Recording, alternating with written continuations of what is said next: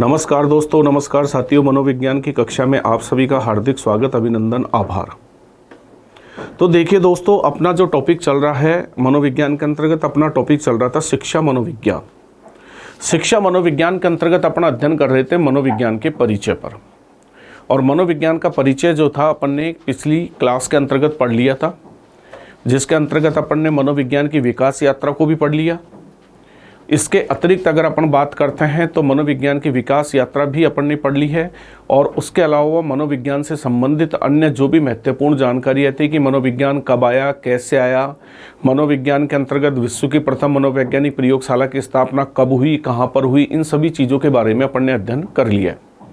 तो देखिए दोस्तों, आज की कक्षा के अंतर्गत जो अपन अध्ययन करेंगे, पहले वो अध्ययन करेंगे मनोविज्ञान के क्षेत्र, यानी फील्ड्स ऑफ साइकोलॉजी, यानी मनोविज्ञान के क्षेत्रों का विभाजन कैसे कैसे हुआ है और किस किस तरीके से क्षेत्रों का विभाजन हुआ है। तो देखिए दोस्तों, मनोविज्ञान के क्षेत्रों का विभाजन अलग अलग प्रकार से हुआ है। अमेरिकन साइकोलॉजिकल एसोसिएशन के द्वारा मनोविज्ञान के क्षेत्रों का विभाजन अलग ढंग से किया गया है। अगर अपन बात करते हैं गिलफ्रॉड की, तो गिलफ्रॉड ने मनोविज्ञान के क्षेत्रों का विभाजन अलग तरीके से किया है। और सामान्य वर्गीकरण की बात करते हैं तो सामान्य वर्गीकरण के अंतर्गत मनोविज्ञान के क्षेत्रों का विभाजन अलग तरीके से हुआ है। तो अपन को सभी मनोवैज्ञानिकों के द्वारा या भिन्न भिन्न जो मत मनोविज्ञान के क्षेत्र के संबंध में सभी पर अपन को विस्तृत रूप से अध्ययन करना है। तो सबसे पहले दोस्तों अपन पढ़ने जा रहे हैं सामान्य वर्गीकरण। सामान्य वर्गीकरण कि मनोविज्ञान के क्षेत्र का सामान्य वर्गीकरण जो है वो किस प्रकार से हुआ। तो देखिए दोस्तों, मनोविज्ञान का जो क्षेत्र है, मनोविज्ञान के जो क्षेत्र है उनका जो सामान्य वर्गीकरण है, तो सामान्य विभाजन जो है उसने मनोविज्ञान के क्षेत्रों का विभाजन दो भागों में किया है, एक सैद्धांतिक और एक व्यवहारिक, यानी एक थ्योरेटिकल है और एक प्रैक्टिकल है। सबसे पहले तो हम ये समझने की कोशिश करते हैं कि सैद्धांतिक कौन सा होता है और व्यवहारिक कौन सा होता है, मतलब सैद्धांतिक क्षेत्र किनको कहते हैं और व्यवहारिक क्षेत्र किनको कहते हैं। तो देखिए दोस्तों, काकचेष्टा बको ध्यानम स्वान निद्रा तथैव च अल्पहारी ग्रह त्यागी विद्यार्थी पंच लक्षणम। नमस्कार साथियों, ज्ञानपुंज एकेडमी 16 मई 2024 को प्रातः 10 बजे रीट के लिए एवं दोपहर 2 बजे फर्स्ट ग्रेड एवं सेकंड ग्रेड अध्यापक भर्ती परीक्षा के लिए एक विशेष सेमिनार का आयोजन करने जा रहा है, जिसमें आप सभी अपने सभी साथियों के साथ सादर आमंत्रित है। धन्यवाद। सैद्धांतिक क्षेत्र वे क्षेत्र होते हैं, सैद्धांतिक क्षेत्र वे क्षेत्र होते हैं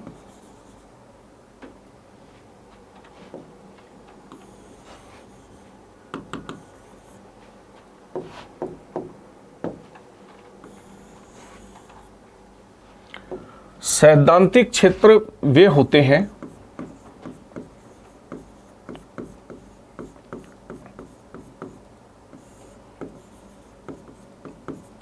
क्षेत्र वे हैं जिनके द्वारा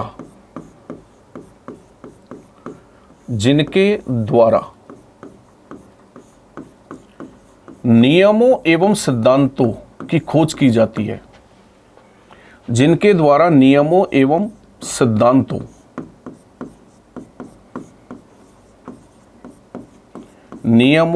सिद्धांतों की खोज की जाती है।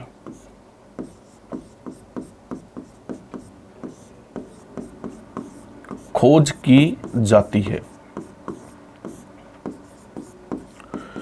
तो देखिए दोस्तों, मनोविज्ञान के सैद्धांतिक क्षेत्र वे क्षेत्र कहलाते हैं, मतलब थ्योरेटिकल फील्ड्स जो है, सैद्धांतिक क्षेत्र वे क्षेत्र कहलाते हैं जो नियम एवं सिद्धांतों का क्या करते हैं, निर्माण, नियम एवं सिद्धांतों का क्या करते हैं, निर्माण। तो मनोविज्ञान के क्षेत्र, जैसे कि उदाहरण के तौर पर मैं आपको बताता हूं, दैहिक मनोविज्ञान है। तो दैहिक मनोविज्ञान क्या करता है कि दैहिक मनोविज्ञान शारीरिक क्रियाओं का अध्ययन करते हुए एवं शरीर के फंक्शंस, यानी बॉडी के जितने भी फंक्शन हैं उन पर अनुसंधान करते हुए, उन पर प्रयोग करते हुए, अनुसंधान करते हुए, प्रयोग करते हुए कुछ नियम एवं सिद्धांतों का प्रतिपादन करता है। तो मनोविज्ञान के अंतर्गत मनोविज्ञान की वे शाखाएं जो नियम एवं सिद्धांतों का निर्माण करने का कार्य करती है, नियम एवं सिद्धांतों का निर्माण करने का कार्य करती है, तो ऐसी मनोविज्ञान की जो शाखाएं हैं उन सभी शाखाओं को सैद्धांतिक शाखाएं कहा जाता है। तो वो जितनी भी शाखाएं हैं जो कि मनोविज्ञान में नियम एवं सिद्धांतों का निर्माण करती है, ऐसी सभी शाखाओं को सैद्धांतिक शाखा के नाम से जाना जाता है। अब बात करते हैं दोस्तों कि व्यवहारिक क्षेत्र कौन कौन से क्षेत्रों में सम्मिलित होते हैं, व्यवहारिक क्षेत्र क्या है। तो इसी चीज को देखिए दोस्तों, अपन समझने की कोशिश करते हैं कि मनोविज्ञान की व्यवहारिक शाखाएं वे शाखाएं कहलाती है, व्यवहारिक शाखाएं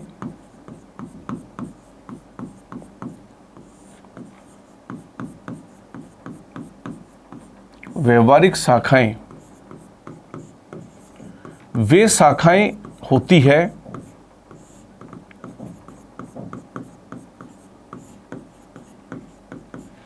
व्यवहारिक शाखाएं वे शाखाएं होती है जो कि सैद्धांतिक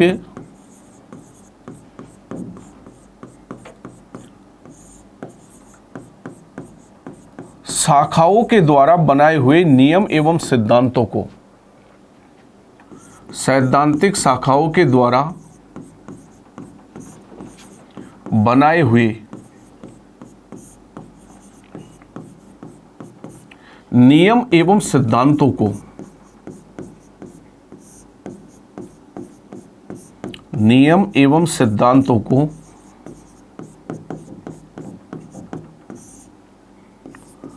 व्यवहार पर लागू करती है।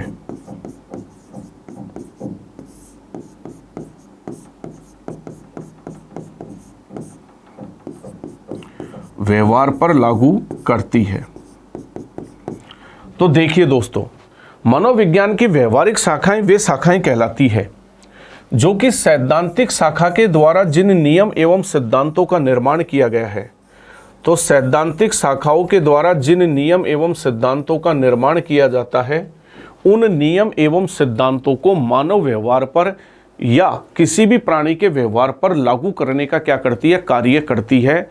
तो इस प्रकार की जो शाखाएं होती है उन्हें हम व्यवहारिक शाखाएं कहते हैं। यानी आप इस चीज को यूं भी समझ सकते हैं कि मनोविज्ञान का विभाजन जो है वो दो भागों में हुआ है। एक है सामान्य मनोविज्ञान और एक है व्यवहारिक मनोविज्ञान। तो सामान्य मनोविज्ञान क्या करता है कि सामान्य मनोविज्ञान जो है नियम एवं सिद्धांतों का निर्माण करता है। विभिन्न प्रकार के प्राणियों पर अध्ययन करने के बाद में नियम एवं सिद्धांतों का क्या करता है, निर्माण। और व्यवहारिक मनोविज्ञान क्या करता है कि सैद्धांतिक मनोविज्ञान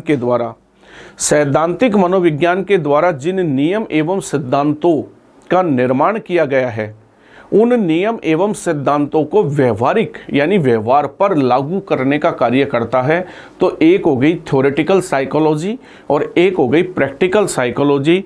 तो प्रैक्टिकल साइकोलॉजी थ्योरेटिकल साइकोलॉजी को क्या करती है, व्यवहार पर लागू करने का कार्य करती है।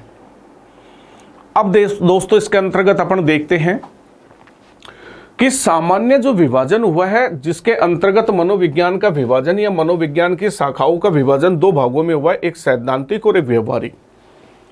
तो कौन कौन सी शाखाएं तो सैद्धांतिक कहलाती है और कौन कौन सी शाखाएं जो है वो व्यवहारिक कहलाती है। तो अपन क्रम से इसको देखते हुए बढ़ रहे हैं दोस्तों। जैसे नंबर 1 पर आते हैं। नंबर 1 पर जैसे कि दैहिक मनोविज्ञान है। नंबर 1 पर जैसे कि दैहिक मनोविज्ञान। तो दैहिक मनोविज्ञान कौन सा मनोविज्ञान होता है कि दैहिक मनोविज्ञान वो मनोविज्ञान होता है जो देह यानी शरीर पर रिसर्च और अनुसंधान करता है और प्राणियों के शरीर पर, शरीर से संबंधित ऑर्गन्स पर प्रयोग करता है, अनुसंधान करता है और फिर विशेष प्रकार के नियम एवं सिद्धांतों का प्रतिपादन करता है। उसे हम कहते हैं दैहिक मनोविज्ञान। नंबर 2 पर अपन बात करते हैं। नंबर 2 पर होता है तुलनात्मक मनोविज्ञान। तुलनात्मक मनोविज्ञान मनोविज्ञान की कौन सी शाखा है दोस्तों? तुलनात्मक मनोविज्ञान जो है वो तुलनात्मक मनोविज्ञान मनोविज्ञान की वो शाखा है जो मानव व्यवहार और पशु व्यवहार दोनों के व्यवहार का तुलनात्मक रूप से अध्ययन करती है। दोनों के व्यवहार के बीच में क्या अंतर है, क्या समानताएं हैं, क्या विशेषताएं हैं। यानी समानता और असमानता का अध्ययन करती है मानव व्यवहार और पशु व्यवहार दोनों के बीच हो, उसे हम कहते हैं तुलनात्मक मनोविज्ञान। आगे बात करते हैं नंबर 3 पर संज्ञानात्मक मनोविज्ञान। संज्ञानात्मक मनोविज्ञान, कॉग्निटिव साइकोलॉजी। देखिए दोस्तों, संज्ञानात्मक जो मनोविज्ञान है वो क्या करता है। संज्ञानात्मक मनोविज्ञान किसी भी बालक की समझ जो उम्र के साथ साथ बढ़ती है। संज्ञान का मतलब क्या होता है, संज्ञान का मतलब होता है समझ।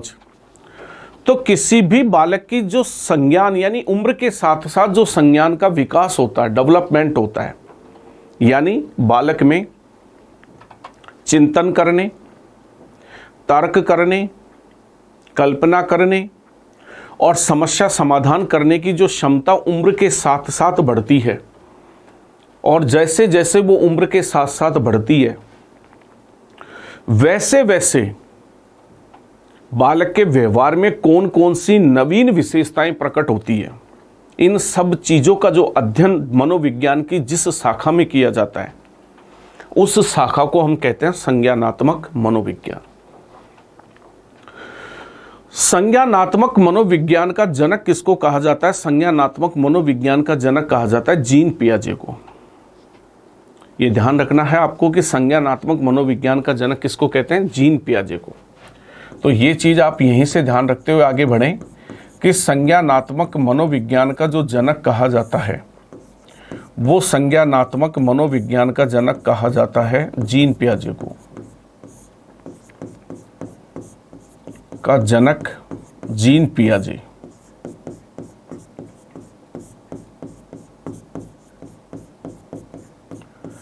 ठीक है दोस्तों, तो संज्ञानात्मक मनोविज्ञान उम्र के साथ साथ बालक के बढ़ रहे या बालक में विकसित होने वाले संज्ञान का अध्ययन करने वाला विज्ञान है।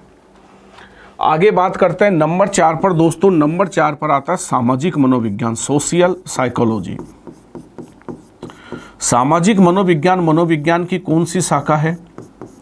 सामाजिक मनोविज्ञान जो है दोस्तों वो मनोविज्ञान की वो शाखा है जो व्यक्ति और उसके समाज दोनों के बीच में जो अंतःक्रिया होती है उसका अध्ययन करने का कार्य करती है। यानी समाज से जुड़ी हुई प्रथाएं, समाज से जुड़ी हुई परंपराएं, समाज से जुड़े हुए मूल्य, इन सब चीज़ों का अध्ययन करने वाली मनोविज्ञान की जो शाखा है उस मनोविज्ञान की शाखा को हम कहते हैं सामाजिक मनोविज्ञान, सोशल साइकोलॉजी। और सामाजिक मनोविज्ञान मूलतः समाज से संबंधित होता है और समाज और समाज से जुड़े हुए पहलुओं पर अध्ययन करने का क्या करता है? कार्य करता है। आगे बढ़ते हैं दोस्तों, नंबर 5 पर आता है विकासात्मक मनोविज्ञान। विकासात्मक मनोविज्ञान।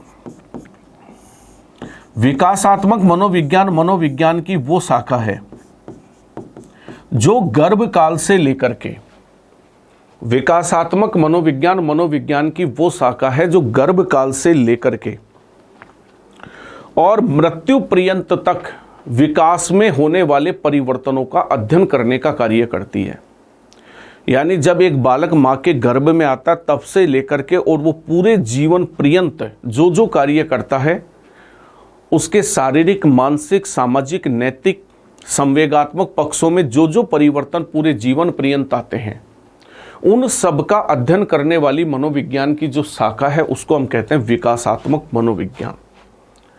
नंबर 6 पर बात करते हैं दोस्तों। नंबर 6 पर आता है व्यक्तित्व मनोविज्ञान। व्यक्तित्व मनोविज्ञान मनोविज्ञान की वो शाखा है जो व्यक्ति विशेष का अध्ययन करने का कार्य करती है।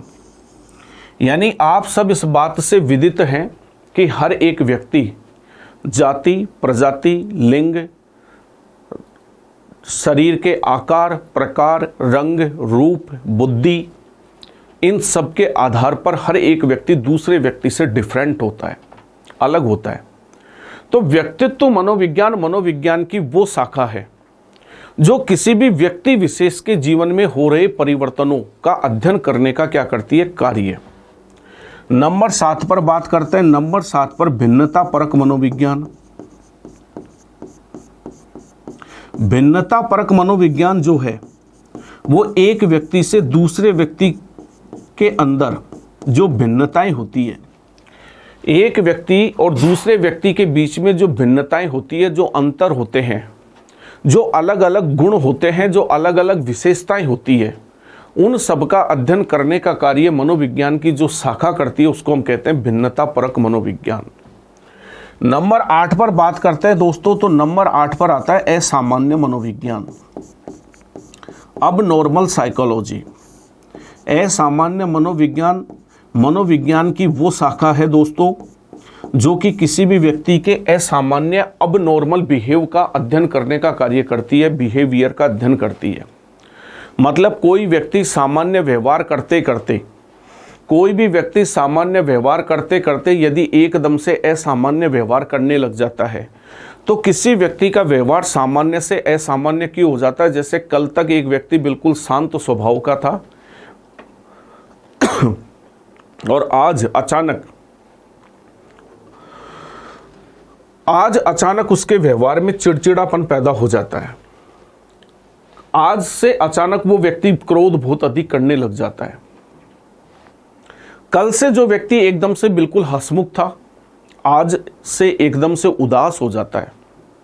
कल से जो व्यक्ति के अंदर भरपूर मात्रा में पॉजिटिविटी थी, आज से अचानक वो व्यक्ति नेगेटिविटी को धारण कर लेता है और नकारात्मक बातें अधिक करने लग जाता है। यानी कुल मिलाकर के हम ये कह सकते हैं कि एक व्यक्ति अपने जीवन में जो बिल्कुल कंप्लीट सामान्य व्यवहार कर रहा था, नॉर्मल, अचानक उसके व्यवहार में परिवर्तन आता है। वो व्यक्ति परिवर्तन इस प्रकार के आते हैं कि जहाँ पर वो सामान्य व्यवहार से हटकर असामान्य व्यवहार करने लग जाता है। तो इन्हीं सब चीज़ों का अध्ययन किया जाता है अब नॉर्मल साइकोलॉजी में। जैसे कि स्वप्न क्यों आते हैं, इंसान नींद में क्यों बड़बड़ाता है, ठीक है, एक सामान्य व्यक्ति में सिजोफ्रेनिया रोग क्यों हो जाता है, क्यों फोबिया हो जाता है, क्यों उन्माद जैसी स्थिति पैदा हो जाती है, ठीक है। तो ये सारे जितने भी मानसिक रोग व्यक्ति के जीवन में उत्पन्न होते हैं, तो जितने भी प्रकार के मानसिक रोग उत्पन्न होते हैं उन सभी प्रकार के मानसिक रोगों का अध्ययन मनोविज्ञान की जिस शाखा में किया जाता है उस शाखा को दोस्तों हम कहते हैं असामान्य मनोविज्ञान। और ये सारी शाखाएं कौन सी शाखाएं कहलाती है, ये सारी शाखाएं कहलाती है सैद्धांतिक शाखाएं, थ्योरेटिकल। यानी ये सारी शाखाएं क्या करती है, ये सारी शाखाएं नियम एवं सिद्धांतों का निर्माण करने का क्या करती है, कार्य करती है। यानी इनके द्वारा नियम एवं सिद्धांतों का प्रतिपादन किया जाता है। अब व्यवहारिक क्षेत्र में चलते हैं दोस्तों। व्यवहारिक क्षेत्र में पहली शाखा आती है डायग्नोस्टिक साइकोलॉजी, जिसको हम कहते हैं चिकित्सा मनोविज्ञान या नैदानिक मनोविज्ञान।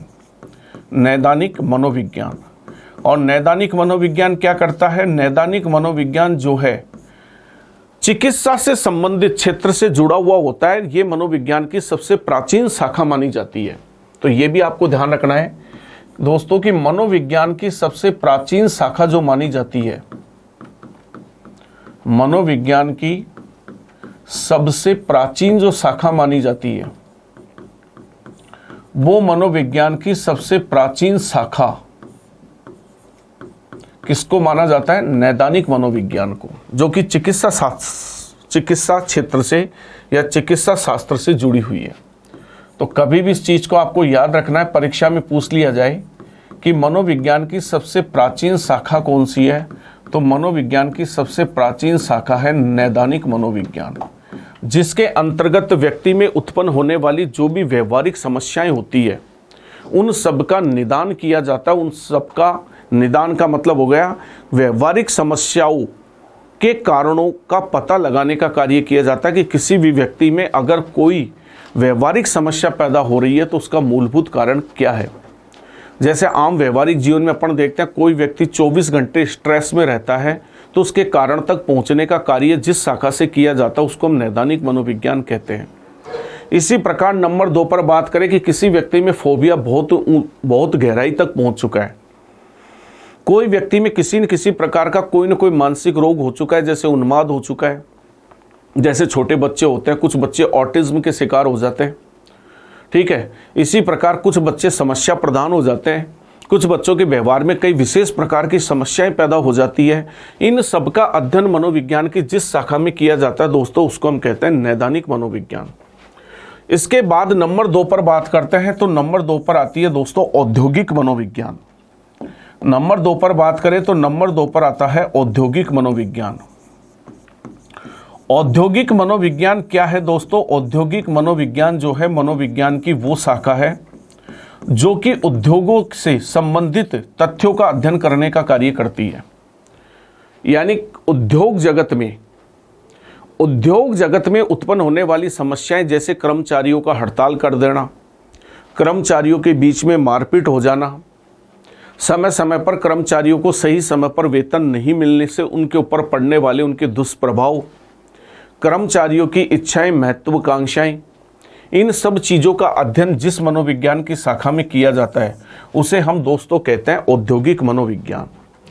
नंबर 3 पर बात करते हैं हम दोस्तों। नंबर 3 पर मनोविज्ञान की जो व्यवहारिक शाखा है वो शाखा है शिक्षा मनोविज्ञान, एजुकेशनल साइकोलॉजी।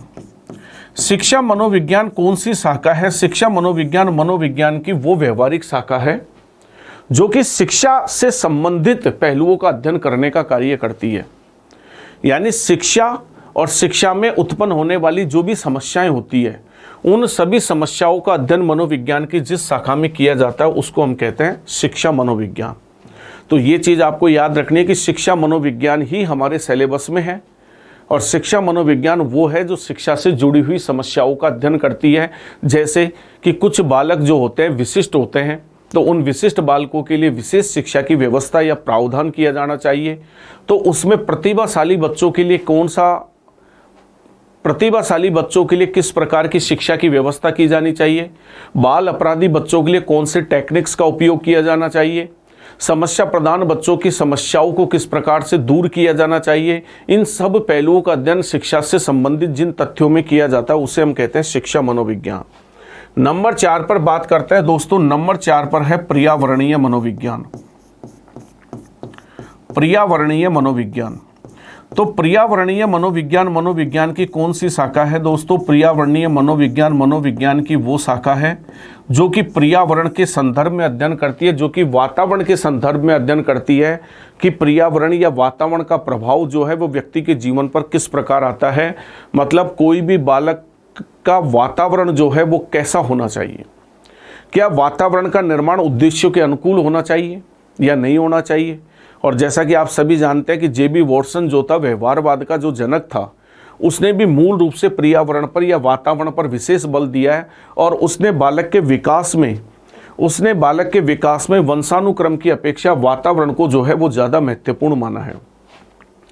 उसके बाद में नंबर 5 पर बात करते हैं दोस्तों। तो नंबर 5 पर मनोविज्ञान की शाखा आती है क्रीड़ा मनोविज्ञान, यानी जिसको हम कहते हैं खेल मनोविज्ञान। और खेल मनोविज्ञान का महत्वपूर्ण योगदान किस क्षेत्र से जुड़ा हुआ है? खेल से। यानी खेल एक बालक या बालक के विकास में किस प्रकार सहायक होता है, खेल की क्या भूमिका है जीवन में, क्या बच्चों के अंतर्गत खेल के माध्यम से सामाजिक गुणों का विकास किया जा सकता है। जैसे कि आप सभी जानते हैं, अपने जो शारीरिक शिक्षक बनते हैं, आप सभी इस बात से विदित हैं कि हमारे एजुकेशनल फील्ड में जो शारीरिक शिक्षक बनते हैं, पीटीआई जिनको हम कहते हैं, तो आपको पता है कि जो पीटीआई बीपीएड वगैरह करते हैं, उनके सिलेबस में जो टॉपिक हमारे मनोविज्ञान का चलता है उसको हम कहते हैं क्रीड़ा मनोविज्ञान या खेल मनोविज्ञान। और यही टॉपिक जो है वो मूल रूप से हमारे जो है पीटीआई आदि के सिलेबस के अंतर्गत चलता है। तो क्रीड़ा मनोविज्ञान खेल के महत्व का प्रतिपादन करने का कार्य करता है। नंबर 6 पर बात करें दोस्तों, तो नंबर 6 पर आता है सैन्य मनोविज्ञान। सैन्य मनोविज्ञान की वो शाखा है मेरे परम मित्रों कि जो सैनिक, जो फौजी होते हैं, उनसे संबंधित व्यवहार का अध्ययन करता है।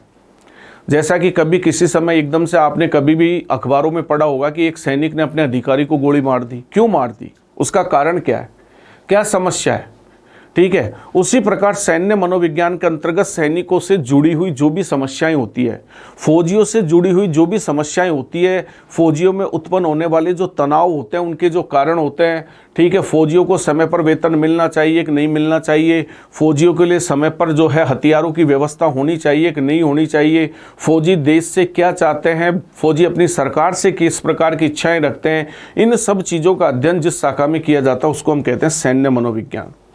आगे बात करें दोस्तों, नंबर 7 पर आता है राजनीतिक मनोविज्ञान। तो राजनीतिक जो मनोविज्ञान होता है, राजनीतिक मनोविज्ञान जिसको अपन कहते हैं, तो राजनीतिक मनोविज्ञान में राजनीति से जुड़ी हुई समस्याओं का अध्ययन किया जाता है, जिसको हम कहते हैं राजनीतिक पॉलिटिकल साइकोलॉजी, राजनीतिक मनोविज्ञान। तो राजनीतिक मनोविज्ञान के अंतर्गत इन्हीं चीज़ों का अध्ययन किया जाता है कि किसी भी देश में वर्तमान में जो सरकार कार्य कर रही है, वो सरकार सही नियम और सिद्धांतों के आधार पर चल रही है कि नहीं, वो सरकार संविधान के नियमों का पालन कर रही है कि नहीं कर रही, उस सरकार के द्वारा जो कार्य किए जा रहे हैं वो जनता के हित में हो रहे हैं कि नहीं हो रहे हैं, जनता सरकार से संतुष्ट है कि नहीं है।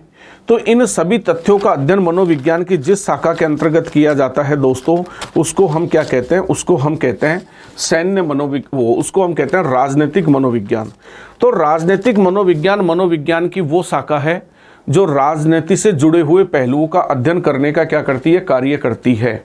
चलिए दोस्तों, इसके बाद में हम पढ़ते हैं कि जेपी गिलफ्रॉड ने जो है मनोविज्ञान के क्षेत्रों का विभाजन कितने भागों में किया है। अगला आता है जेपी गिलफ्रॉड के अनुसार मनोविज्ञान के क्षेत्र। जेपी गिलफ्रॉड के अनुसार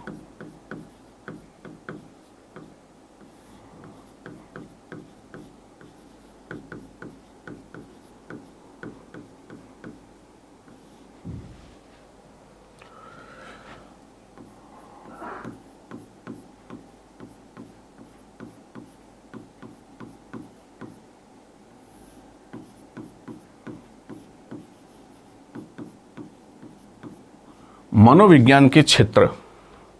देखिए दोस्तों, जेपी गिलफ्रॉड ने एक पुस्तक लिखी थी और जेपी गिलफ्रॉड की पुस्तक का नाम था फील्ड्स ऑफ साइकोलॉजी।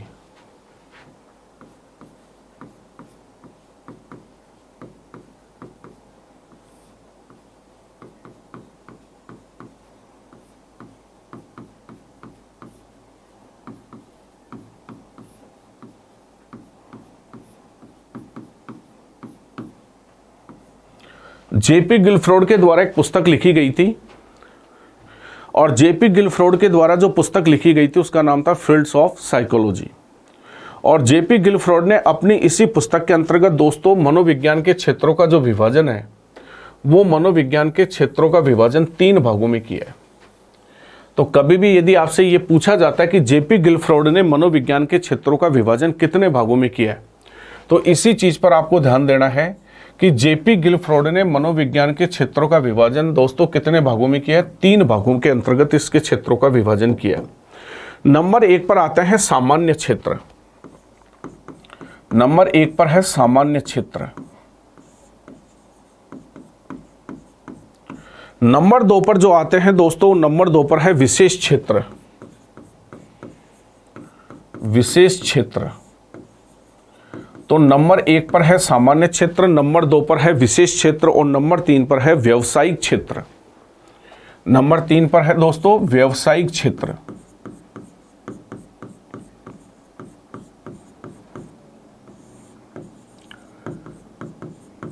ये चीज आपको ध्यान रखनी है कि जेपी गिलफ्रॉड ने अपनी पुस्तक फील्ड्स ऑफ साइकोलॉजी में मनोविज्ञान के जो क्षेत्रों का विभाजन किया है, वो मनोविज्ञान के क्षेत्रों का विभाजन 3 भागों में किया है।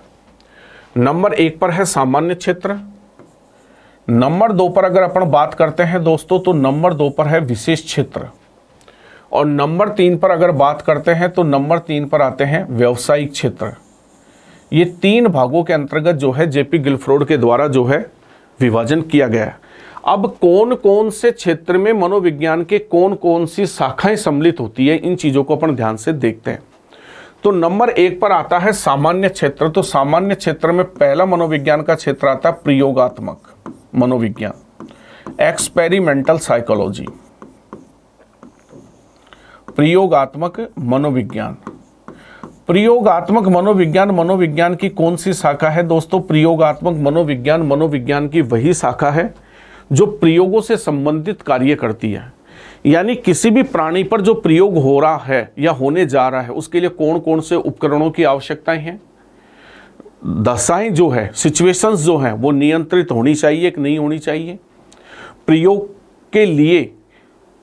के लिए जिन तथ्यों की आवश्यकता है वो तथ्य जो है वो समय पर संग्रहित किए गए हैं या नहीं किए गए हैं।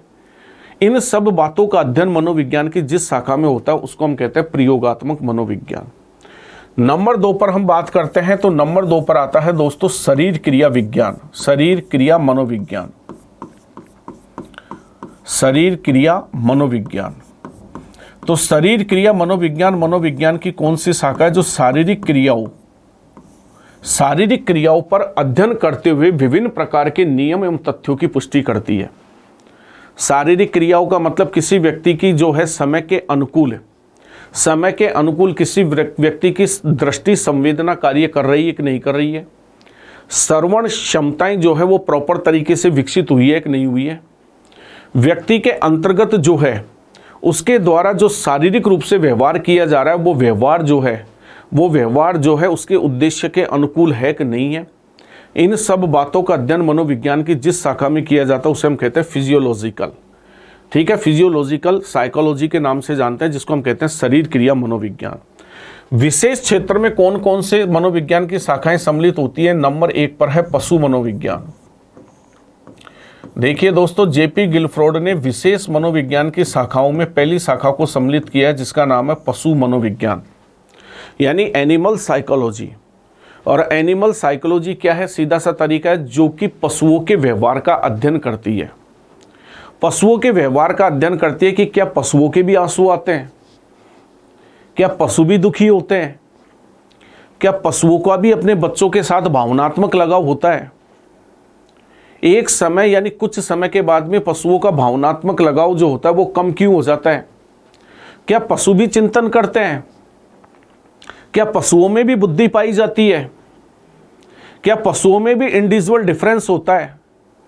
पशुओं का व्यवहार जैविक बायोलॉजिकल नीड्स पर काम करता है या सोशल नीड्स पर ज़्यादा काम करता है? यानी क्या पशुओं में सोशल नीड्स जो होती है वो पाई जाती है? क्या सभी पशुओं का चिंतन और बुद्धि और तर्क करने की क्षमता एक समान होती है, अलग अलग होती है? पशुओं के अंतर्गत अलग अलग प्रकार के पशुओं में क्या गर्भ धारण करने का समय, गर्भकाल का समय एक होता है कि अलग अलग होता है? तो इन सारे पहलुओं का अध्ययन मनोविज्ञान की जिस शाखा में किया जाता है उस शाखा को हम दोस्तों कहते हैं पशु मनोविज्ञान। नंबर 2 पर आता है बाल मनोविज्ञान। मनोविज्ञान की विशेष शाखा में नंबर 2 पर आता है बाल मनोविज्ञान, जिसको हम कहते हैं चाइल्ड साइकोलॉजी। बाल मनोविज्ञान कौन सा मनोविज्ञान है दोस्तों? बाल मनोविज्ञान वही मनोविज्ञान है जिसका नाम वर्तमान में बदल करके बाल विकास कर दिया गया है। मनोविज्ञान की बच्चों के संदर्भ में अध्ययन करने वाली या बाल विकास या बच्चों के ऊपर जो विकास का प्रभाव या विकास के दौरान होने वाले जो परिवर्तन होते हैं उन सब का अध्ययन करने वाली मनोविज्ञान की जो शाखा है जिसको हम बाल मनोविज्ञान के नाम से जानते हैं, चाइल्ड साइकोलॉजी कहते हैं, जिसका वर्तमान में नाम बदल करके क्या कर दिया गया है? जिसका वर्तमान में नाम बदल करके बाल विकास, चाइल्ड डेवलपमेंट कर दिया गया। तो वो शाखा जो है उस शाखा को जेपी गिलफ्रोड ने विशेष शाखा के अंतर्गत रखा है। नंबर 3 पर बात करते हैं दोस्तों। नंबर 3 पर आता है किशोर मनोविज्ञान। तीसरी शाखा जो आती है वो तीसरी शाखा आती है दोस्तों किशोर मनोविज्ञान। किशोर मनोविज्ञान मनोविज्ञान की वो शाखा है जो केवल किशोर बालकों का अध्ययन करने का कार्य करती है। केवल और केवल जिसको हम कहते हैं एडोलसेंस जो अवस्था है, वह संधि का जो काल है, उसके संदर्भ में अध्ययन करने वाली मनोविज्ञान की शाखा को हम कहते हैं किशोर मनोविज्ञान। जैसे कि किशोर अवस्था में बच्चे का जीवन भाव प्रदान क्यों हो जाता है, किशोर अवस्था में बच्चे की मनोदशाएं जो है वो विरोधी क्यों हो जाती है, किशोर अवस्था में बच्चे में स्वाभिमान की भावना का उदय क्यों हो जाता है, किशोर अवस्था में बच्चा जो है वो अपने समूह के प्रति वफादारी का जो प्रदर्शन करता है वो क्यों करता है। किशोर अवस्था के अंतर्गत जो परिवर्तन होते हैं वो आकस्मिक होते हैं या क्रमिक होते हैं। जैसा कि आपने कभी पढ़ा हो कि स्टेनली हॉल कहता है कि किशोर अवस्था में होने वाले सभी परिवर्तन आकस्मिक होते हैं, जबकि थॉर्नडाइक जैसे मनोवैज्ञानिक इस बात का समर्थन नहीं करते। थॉर्नडाइक जैसे मनोवैज्ञानिक इस बात पर बल देते हैं कि किशोर अवस्था में होने वाले परिवर्तन आकस्मिक नहीं होकर के क्रमिक होते हैं। तो इन्हीं सब चीजों का अध्ययन मनोविज्ञान की जिस शाखा में किया जाता है उसको हम कहते हैं दोस्तों किशोर मनोविज्ञान। तो किशोर मनोविज्ञान मनोविज्ञान की वो शाखा है जो किशोर अवस्था के दौरान होने वाले परिवर्तनों का अध्ययन करने का कार्य करती है। उसके बाद नंबर 4 पर बात करते हैं। तो नंबर 4 पर आता है विभेदात्मक मनोविज्ञान। विभेदात्मक मनोविज्ञान, विभेदात्मक मनोविज्ञान मनोविज्ञान की कौन सी शाखा है जो विभेद करने का कार्य करती है, जो दो प्रकार के प्राणियों के व्यवहार के बीच में अंतर करने का कार्य करती है। उसके बाद में नंबर 5 पर बात करते हैं। तो नंबर 5 पर आता है व्यक्तिगत मनोविज्ञान। व्यक्तिगत मनोविज्ञान, व्यक्तिगत मनोविज्ञान मनोविज्ञान की कौन सी शाखा है दोस्तों, जो व्यक्ति विशेष के व्यवहार का अध्ययन करने का कार्य करती है। नंबर 6 पर बात करते हैं। तो नंबर 6 पर आता है समूह मनोविज्ञान, ग्रुप साइकोलॉजी। समूह मनोविज्ञान, और समूह मनोविज्ञान मनोविज्ञान की कौन सी शाखा है। समूह मनोविज्ञान मनोविज्ञान की वो शाखा है जो समूह का प्रभाव किस रूप में व्यक्ति पर आता है। क्या किसी व्यक्ति का किसी समूह से जुड़ना आवश्यक है? क्या समूह किसी व्यक्ति के अंदर सामाजिक गुणों के विकास में महत्वपूर्ण भूमिका निभाता है? क्या समूह के बिना व्यक्ति का जीवन संभव नहीं है? तो कहने का मतलब समूह मनोविज्ञान यानी ग्रुप साइकोलॉजी इन बिंदुओं का अध्ययन करने का क्या करती है, कार्य करती है। और लास्ट में आ जाता है सामान्य मनोविज्ञान। सामान्य मनोविज्ञान वो मनोविज्ञान होता है जो सामान्य व्यवहार का अध्ययन करने का कार्य करता है, तो उसे हम कहते हैं सामान्य मनोविज्ञान। और इसके बाद में आता है दोस्तों नंबर 8 पर असामान्य मनोविज्ञान, जो असामान्य व्यवहार अब नॉर्मल व्यवहार का अध्ययन करती है, जिसके बारे में चर्चा अपन ने इससे पहले सामान्य वर्गीकरण के अंतर्गत भी की है। तो इस प्रकार से दोस्तों आपको ये याद रखना है कि जेपी गिलफ्रॉड ने अपनी पुस्तक फील्ड्स ऑफ साइकोलॉजी में मनोविज्ञान के क्षेत्रों का विभाजन 3 भागों में किया है। सामान्य क्षेत्र, तो सामान्य क्षेत्र में मनोविज्ञान की 2 शाखाएं सम्मिलित होती है, एक है प्रयोगात्मक मनोविज्ञान और दूसरी है शरीर क्रिया मनोविज्ञान। और विशेष क्षेत्र में मनोविज्ञान की जो शाखाएं सम्मिलित होती है उसमें पहली है पशु मनोविज्ञान, दूसरी है बाल मनोविज्ञान, तीसरा है किशोर मनोविज्ञान, चौथा है विभेदात्मक मनोविज्ञान, 5वां है व्यक्तिगत मनोविज्ञान, 6ठा है समूह मनोविज्ञान, 7वां है सामान्य मनोविज्ञान और 8वां है असामान्य मनोविज्ञान। अब बात करते हैं मनोविज्ञान की व्यावसायिक शाखाएं कौन कौन सी है, जिसके अंतर्गत नंबर 1 पर आती है व्यावसायिक शाखा में जेपी गिलफ्रॉड ने नंबर 1 पर रखा शिक्षा मनोविज्ञान को। यानी कभी भी यदि आपसे परीक्षा में जेपी गिलफ्रॉड को लेकर के प्रश्न पूछा जाए कि जेपी गिलफ्रॉड ने मनोविज्ञान के अंतर्गत शिक्षा मनोविज्ञान को मनोविज्ञान की कौन सी शाखा में सम्मिलित किया है, तो आपका उत्तर होना चाहिए व्यावसायिक शाखा में। यानी गिलफ्रॉड ने शिक्षा मनोविज्ञान को एक व्यावसायिक शाखा माना है क्योंकि ये एक व्यवसाय के रूप में भी कार्य करती है। ठीक है। नंबर 2 पर अगर हम बात करते हैं तो नंबर 2 पर आती है नैदानिक मनोविज्ञान, जिसका संबंध चिकित्सा शास्त्र के साथ है। तो नैदानिक मनोविज्ञान जो है उस नैदानिक मनोविज्ञान को भी जेपी गिलफ्रॉड ने जो है व्यावसायिक शाखा के अंतर्गत क्या किया है दोस्तों, सम्मिलित किया है। नंबर 3 पर अगर अपन बात करते हैं तो प्रबंधात्मक मनोविज्ञान, मैनेजमेंट, प्रबंधात्मक मनोविज्ञान। तो प्रबंधात्मक जो मनोविज्ञान है वो प्रबंध यानी व्यवस्था, किसी भी संगठन की व्यवस्था से संबंधित होता है। यानी किसी भी संगठन के अंतर्गत किस प्रकार की व्यवस्थाएं होनी चाहिए। ठीक है। यानी जैसा कि आप सामान्यतः फर्स्ट ग्रेड के अंतर्गत पढ़ते हैं, आप एजुकेशनल मैनेजमेंट आप पढ़ते हैं, जिसको अपन कहते हैं शैक्षिक प्रबंधन। ठीक है। तो इसी के अंतर्गत जो है प्रबंधात्मक मनोविज्ञान मनोविज्ञान की वो शाखा है जो कि प्रबंध या व्यवस्था, नियोजन या प्लानिंग से संबंधित विषयों पर अध्ययन करने का कार्य करती है कि किसी भी चीज़ की प्लानिंग किस प्रकार से की जानी चाहिए। और नंबर 4 पर आती है अभियांत्रिकी मनोविज्ञान, जिसका संबंध इंजीनियरिंग के क्षेत्र से होता है। अभियांत्रिकी मनोविज्ञान यानी जिसका संबंध हमारी बुद्धि के मूर्त बुद्धि के साथ में होता है, यानी इसके अंतर्गत इन्हीं चीज़ों पर अध्ययन किया जाता है। अभियांत्रिकी मनोविज्ञान के अंतर्गत कि इंजीनियरिंग करने वाले, बीटेक करने वाले जो छात्र होते हैं, ठीक है, उनके अंदर कौन सी बुद्धि कार्य करती है, किसमें किस समय किस बुद्धि का प्रभाव ज़्यादा होता है। यानी जैसे कि अपन आम व्यवहारिक जीवन में इस बात को खूब अच्छे से जानते हैं कि दोस्तों कि जो इंजीनियरिंग करने वाले विद्यार्थी होते हैं उनमें मूर्त यानी कंक्रीट बुद्धि ज़्यादा कार्य करती है। और इंजीनियरिंग के जो विद्यार्थी होते हैं वो अक्सर, विशेषकर आपने देखा होगा कि ऐसे बच्चे जो होते हैं उनमें नशीली चीज़ों का सेवन आदि करने की आदतें या लत ज़्यादा पड़ जाती है। तो क्यों पड़ जाती है? यानी कंक्रीट इंटेलिजेंसी किस प्रकार से बच्चों के व्यवहार को प्रभावित करती है, क्यों इन बच्चों में इस प्रकार की आदतें ज़्यादा डेवलप हो जाती है, इन बच्चों का आईक्यू लेवल बहुत अच्छा होने के बावजूद ये बच्चे गलत दिशाहीन क्यों हो जाते हैं, ठीक है, अपने मूल उद्देश्य से भटक करके गलत कार्यों की तरफ या गलत उद्देश्य से क्यों जुड़ जाते हैं। इन सब चीज़ों का अध्ययन मनोविज्ञान के अंतर्गत जो है, जिस शाखा के अंतर्गत किया जाता है उसको हम कहते हैं अभियांत्रिकी मनोविज्ञान। तो इस प्रकार से दोस्तों जेपी गिलफ्रोड ने जो है मनोविज्ञान के क्षेत्रों का विभाजन 3 भागों में किया है, एक सामान्य क्षेत्र, एक विशेष क्षेत्र और एक व्यावसायिक क्षेत्र।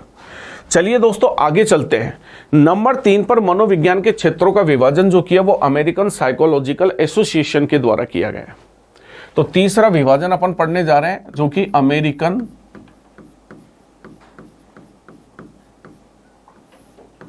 साइकोलॉजिकल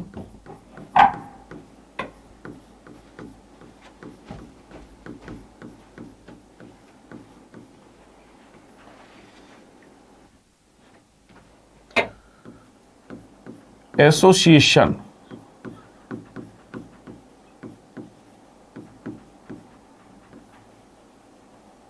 अमेरिकन साइकोलॉजिकल एसोसिएशन के द्वारा किया गया है। तो ये चीज अपन को ध्यान देनी है दोस्तों कि अमेरिकन साइकोलॉजिकल एसोसिएशन के द्वारा जो मनोविज्ञान की ब्रांचेज का जो विभाजन किया गया है वो विभाजन कुल कितने भागों में किया गया है। तो पहला बिंदु तो आप यहां पर क्लियर कर ले कि अमेरिकन साइकोलॉजिकल एसोसिएशन ने जो मनोविज्ञान की ब्रांचेज का विभाजन किया है वो 2 भागों में किया है, एक सैद्धांतिक है और एक व्यवहारिक है। यानी जिसको अपन कह सकते हैं एक थ्योरेटिकल और एक प्रैक्टिकल। एक है सैद्धांतिक शाखाएं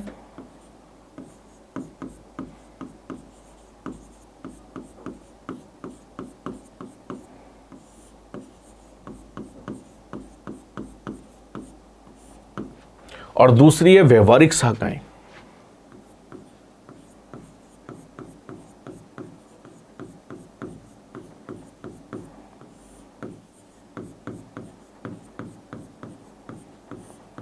दो भागों में ये विभाजन हुआ है, सैद्धांतिक और व्यवहारिक।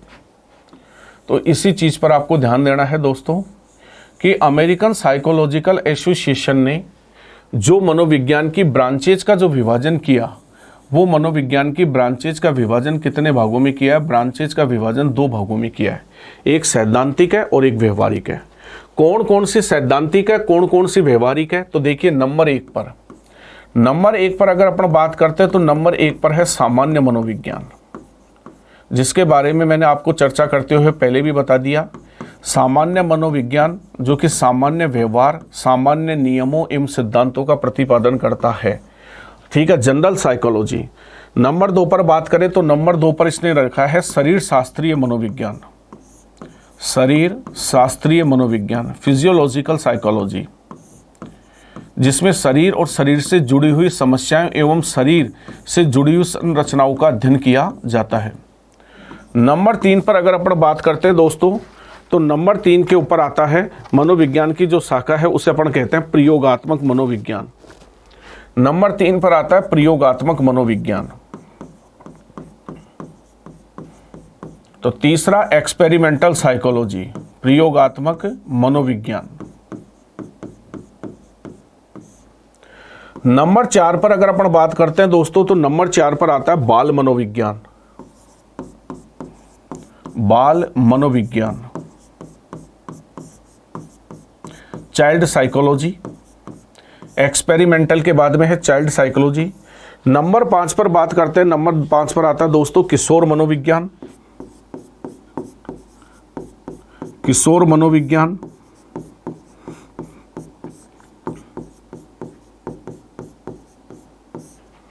नंबर 6 पर आता है दोस्तों पशु मनोविज्ञान, एनिमल साइकोलॉजी,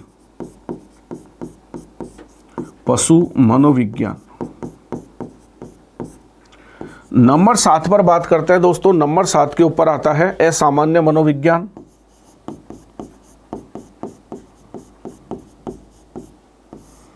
असामान्य मनोविज्ञान। और नंबर 8 पर आता है समाज मनोविज्ञान,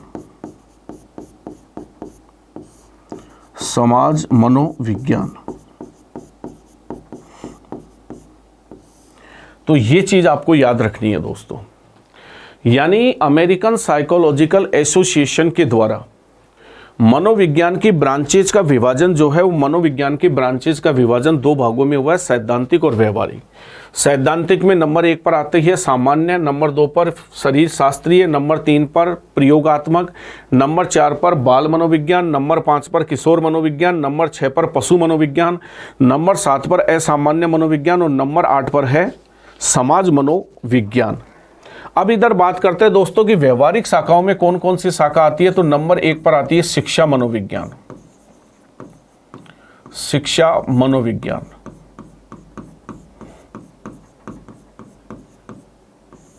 नंबर 2 पर आती है औद्योगिक मनोविज्ञान, जिसके बारे में मैं आपको बताते हुए आ रहा हूं पिछली ब्रांचेज के बारे में, औद्योगिक मनोविज्ञान।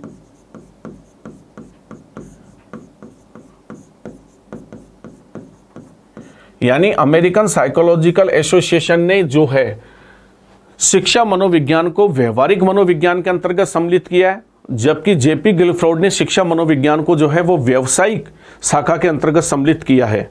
ठीक है, आगे चलते हैं निदानात्मक मनोविज्ञान, निदानात्मक मनोविज्ञान।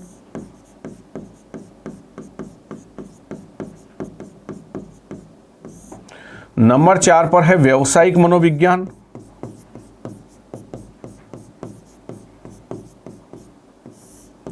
व्यावसायिक मनोविज्ञान। तो व्यावसायिक मनोविज्ञान दोस्तों कौन सी मनोविज्ञान की शाखा है, जो व्यवसाय यानी जीविकोपार्जन से जुड़ी हुई है।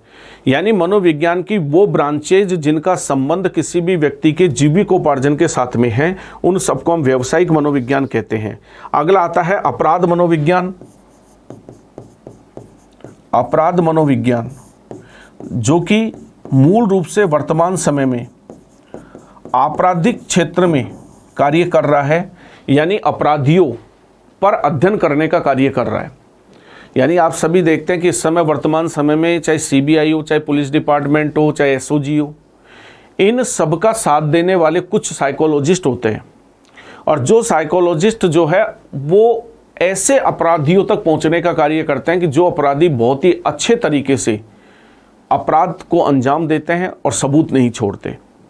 लेकिन दोस्तों साइकोलॉजी एक बात मानती है कि साइकोलॉजी ये बात पर बल देती है कि दुनिया में कोई भी अपराधी, कितना भी बड़ा अपराधी हो, कितना भी अपने ब्रेन का यूज करते हुए वो अपराध करे और कितने भी चाहे वो दस्तावेज या प्रूफों को मिटा दे, लेकिन फिर भी ये माना जाता है कि दुनिया में हमारा जो अनकॉन्शियस माइंड होता है, वो हमारा अनकॉन्शियस माइंड हमसे किसी न किसी प्रकार की ऐसी कोई भूल करवाता है, कोई ना कोई इस प्रकार की हमसे ऐसी गलती करवाता है कि जिसके बारे में हमें पता नहीं होता है। लेकिन साइकोलॉजिस्ट ऐसी गलतियों को पकड़ करके अपराधियों तक पहुंच जाते हैं। तो यानी अनकॉन्शियस माइंड के द्वारा होने वाली भूलों के माध्यम से अपराधियों को पकड़ने में जो मनोविज्ञान कार्य करता है, उस मनोविज्ञान को हम कहते हैं अपराध मनोविज्ञान। नंबर 6 पर बात करें दोस्तों, नंबर 6 पर आता है विधि मनोविज्ञान, कानून मनोविज्ञान। विधि मनोविज्ञान जो कि कानून के क्षेत्र में काम करता है। ठीक है, कि कौन सा कानून जो सरकार के द्वारा बनाया जा रहा है, वो कानून कितने हद तक जो है वो जनता के हित में होगा, ठीक है, और कितने हद तक जो है वो जनता के लिए लाभकारी होगा या अलाभकारी होगा। इन सब बिंदुओं पर अध्ययन जिस शाखा में किया जाता है उसको कहते हैं विधि मनोविज्ञान। और नंबर 7 पर अंतिम आता है चिकित्सा मनोविज्ञान। यानी चिकित्सा मनोविज्ञान वो मनोविज्ञान है जो विभिन्न प्रकार की चिकित्सा करने का कार्य करता है, विभिन्न प्रकार की समस्याओं का उपचार करने का कार्य करता है। इसको हम चिकित्सा मनोविज्ञान भी कह सकते हैं और इसको हम उपचार मनोविज्ञान भी कह सकते हैं। तो इस प्रकार से दोस्तों ध्यान देना है कि अमेरिकन साइकोलॉजिकल एसोसिएशन ने जो है मनोविज्ञान के क्षेत्रों का विभाजन अलग अलग तरीके से किया है। अब केवल आपको इसमें महत्वपूर्ण चीज केवल यही याद रखनी है कि प्राचीन जो है, सबसे प्राचीन जो मनोविज्ञान की ब्रांच है वो तो हमारी कहलाती है डायग्नोस्टिक यानी नैदानिक मनोविज्ञान, नैदानिक मनोविज्ञान। और सबसे आधुनिक जो ब्रांच कहलाती है, सबसे आधुनिक जो ब्रांच है, ये भी आपको ध्यान रखना है कि सबसे आधुनिक जो ब्रांच है वो कहलाती है परामनोविज्ञान। आधुनिक शाखा जो सबसे ज़्यादा वर्तमान समय में कार्य कर रही है उसे हम कहते हैं दोस्तों परामनोविज्ञान। और परामनोविज्ञान मनोविज्ञान की कौन सी शाखा है? परामनोविज्ञान मनोविज्ञान की वो शाखा है जो भूत प्रेत जिंद चुड़ैल जीवन मृत्यु आदि जैसे विषयों पर अध्ययन करने का कार्य कर रही है। मतलब इन विषयों पर अध्ययन कर रही है कि क्या वास्तव में कोई व्यक्ति मरने के बाद भूत जैसी किसी स्थिति में जाता है, क्या भूत बन जाता है? ये भूत क्या होते हैं, देवी देवता क्या होते हैं, ये प्रेत क्या होते हैं, ठीक है। इन सब चीज़ों पर जिंदगी क्या है, मृत्यु क्या है, क्या ये जरूरी है कि हर व्यक्ति जो जन्म लेगा वो मृत्यु को प्राप्त होगा, मरने के बाद व्यक्ति कहाँ जाता है, किस प्रकार का व्यवहार हो जाता है, आत्माएं क्या है, आत्माओं की क्या भूमिका है, इन सब चीज़ों पर जो अध्ययन कर रही है वर्तमान में मनोविज्ञान की सबसे आधुनिक शाखा, उस शाखा को हम कहते हैं परामनोविज्ञान। तो दोस्तों आज की क्लास के अंतर्गत हमने जो है मनोविज्ञान की शाखाओं पर अध्ययन किया। सबसे पहले हमने सामान्य वर्गीकरण पढ़ा, नंबर 2 पर हमने जेपी गिलफ्रॉड के द्वारा मनोविज्ञान की जो ब्रांचेज बताई गई उसके ऊपर अध्ययन किया, और नंबर 3 पर हमने अमेरिकन साइकोलॉजिकल एसोसिएशन के द्वारा जो ब्रांचेज बताई गई उनके ऊपर अध्ययन किया। तो इसके नेक्स्ट अगली क्लास के अंतर्गत अपन मनोविज्ञान की परिभाषाओं पर अध्ययन करेंगे, मनोविज्ञान की प्रकृति पर अध्ययन करेंगे और मनोविज्ञान से जुड़े हुए कुछ अन्य पहलुओं पर अध्ययन करेंगे। तो चलिए दोस्तों आज की हमारी क्लास यहीं पर पूरी होती है।